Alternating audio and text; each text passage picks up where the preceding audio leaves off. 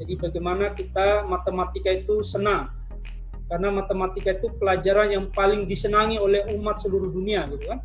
Mau tes apapun ada matematika, mau apa saja ada matematika. Nah, Ibu Bapak sekalian, bisa diawali dengan slide ini. Nah, kita meminta murid kita, anak-anak kita mencari perbedaannya.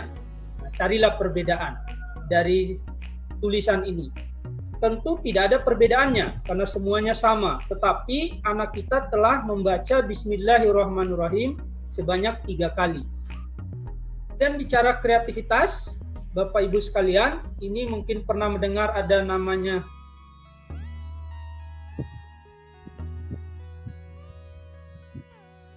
batang kuesioner. Nah, kita sering bertanya ke murid, coba 10 itu sama dengan apa saja? Nah, 1 tambah 9, tadi dilanjutkan 2 tambah 8, 3 tambah 7, 4 tambah 6, 5 tambah 5. Kalau 2 angka. Kalau 3 angka bagaimana? 3 tambah 6 tambah 1. Kalau 4 angka gimana? Dan seterusnya. Kalau perkalian bagaimana? Kalau pemangkatan bagaimana? Ini menunjukkan bahwa batang kuesioner itu sangat efektif untuk membangun kreativitas murid-murid kita. Tidak susah membuat ini, Ibu Bapak sekalian. Kalau tidak mau menggunakan batang kuesioner, cukup mencongak dengan angka saja. 10 itu berapa tambah berapa, 10 itu berapa kali berapa, 10 itu berapa bagi berapa, 10 itu berapa kuadrat tambah berapa, 10 itu berapa pangkat 3 kurang berapa, dan seterusnya. Itu kreativitas.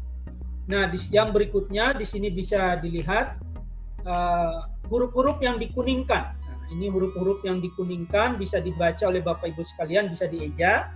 Huruf-huruf yang dikuningkan ini kalau dibaca dieja adalah asik bermain matematika di rumah. Jadi ini adalah bentuk bagaimana mencari, gitu kan. Nah, untuk mengetahui apa yang dilakukan pun dengan orang di rumah, kalau anak-anaknya bertanya, "Mak, kita mau ngapain nih?" Kasih aja selembar beginian, suruh dia eja.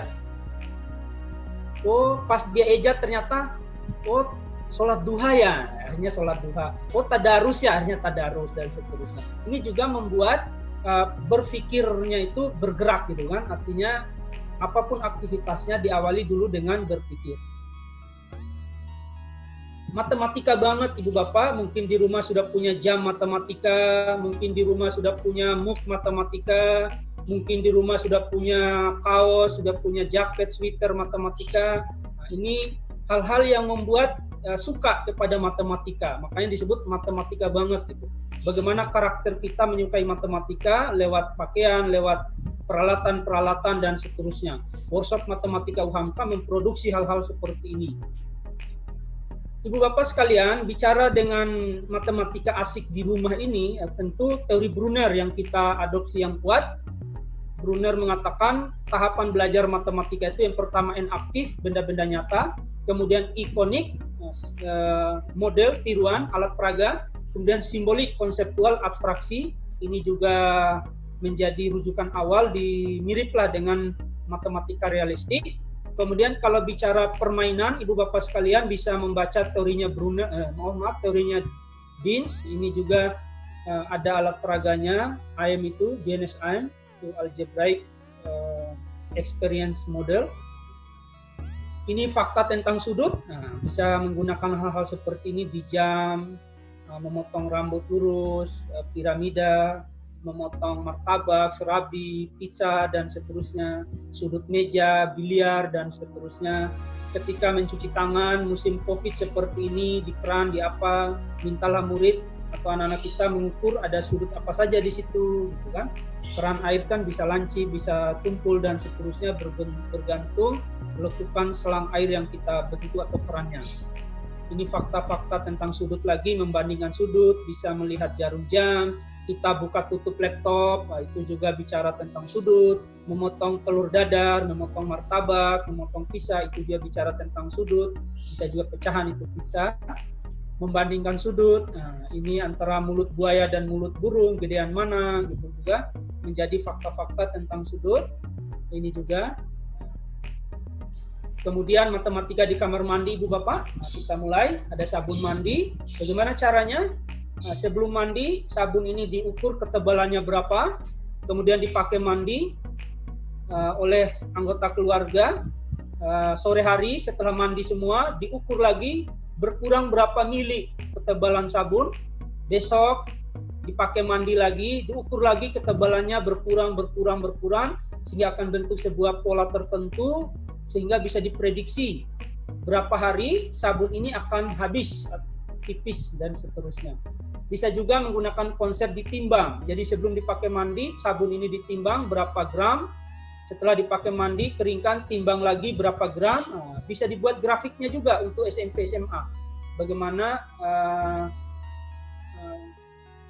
berat sabun atau ukuran sabun ini berkurang. Nah, itu bisa dibuat grafik.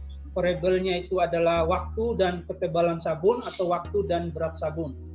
Bisa juga Ibu Bapak sekalian menggunakan sikat dan pasta gigi. Kalau pasta giginya seperti itu, jadi harus penuh satu sikat dari ujung ke ujung itu, maka bisa diprediksi berapa kali sikat gigi isi dalam pasta gigi ini akan habis. Ya, itu juga matematika yang ada di kamar mandi. Kalau mau melibatkan volume lagi Ibu Bapak sekalian, bak air. Jadi bak mandi ini udah ada ukurannya tentunya. Keran air ini debitnya ada, jadi berapa menit air di dalam bak ini akan penuh kalau keran mengalir terus. Tetapi pembuangannya yang bawah dibuang, pembuangannya ditutup. Sekarang kalau dibalik, pembuangannya dibuka, airnya sudah penuh, kerannya mati, ditutup. Nah, berapa lama air akan habis atau terkuras habis. Sekarang dikombinasi keduanya Ibu Bapak sekalian, bak awalnya kosong, keran air masuk, pembuangannya juga dibuka, pada menit keberapa atau kapan air di bak ini akan penuh atau tidak bisa penuh. Ya, tidak akan penuh kalau pembuangannya lebih besar gitu kan, dan seterusnya. Bisa juga menggunakan gayung. Nah, berapa gayung bisa untuk mengisi air di bak mandi ini. Itu di kamar mandi. Kemudian di dapur Ibu Bapak sekalian, mungkin ada kaleng susu di sana. Bukalah kertas penutupnya atau bikin khusus, dibentangkan, itu muncul dengan konsep selimut tabung, bisa jadi bahan belajar bagi anak-anak kita. Kemudian di sudut dapur itu ada tempat sampah biasanya, bentuknya adalah kerucut terpancung, ini cukup rumit juga untuk anak SMP atau SMA. Kerucut terpancung tentu menghitung berapa volume dan seterusnya. Kemudian ada gelas di dapur kita, tinggi gelas ini misalnya 12 cm, kalau satu gelas disusun Ibu Bapak, ditumpuk gelasnya tingginya menjadi 19 cm, ditumpuk lagi tingginya menjadi 26 cm. Tentu pertanyaannya, kalau ada 100 gelas ditumpuk, berapa tingginya? Ini adalah ilustrasi untuk belajar barisan aritmetika. Jadi tidak ada gelas, bisa pakai mangkok Ibu Bapak sekalian, bisa pakai cup agar-agar, bisa juga pakai kursi plastik yang bisa ditumpuk atau disusun.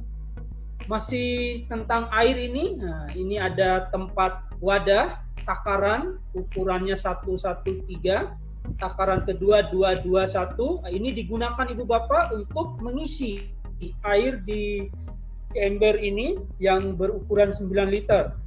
Nah, berapa cara ini logika bermain di sini. Bagaimana cara menuangnya supaya ember ini penuh, bisa berapa kali takaran 1, berapa kali takaran 2 dan seterusnya. Ini bisa lama ini Bu Bapak. Kan ini soal logika. Masih tentang air, mungkin di rumah ada akuarium. Kalau nggak akuarium ya bak biasa. Volume ukuran akuarium 20 cm, 40 cm, 25 cm. Nah, air di dalam akuarium ini tingginya 20 cm, jadi nggak 25 ini semua. Tinggi permukaan air 20 cm, kemudian akan dimasukkan batu bata Ibu Bapak ke dalam akuarium ini. Ukuran batu bata 22 cm kali 10 cm kali 5 cm. Tentu pertanyaannya, air tumpah apa enggak, kan begitu.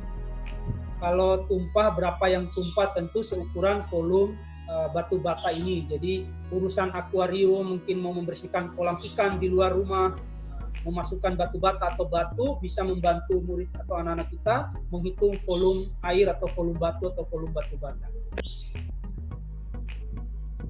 Berikutnya lagi mungkin ada pensil, biasanya seperti ini. Pensil itu setelah diraut, runcing, ada penghapusnya di ujungnya yang warna merah, runcingnya warna biru, tengahnya batang pensilnya itu membentuk tabung. Ini juga bisa membantu murid-murid kita untuk menghitung volumenya. Tentu di sini ada konsep tabung, konsep bola, dan konsep kerucut. Nah, ini bisa membantu anak-anak kita, murid-murid kita untuk melihat. Jadi tugas di rumah bagi ibu bapak guru, coba ambil pensilnya, ambil spidolnya, lihat batangnya yang tabung, coba ukur jari-jarinya, hitung tingginya, volumenya berapa, ayo, luas permukaannya berapa, dan seterusnya.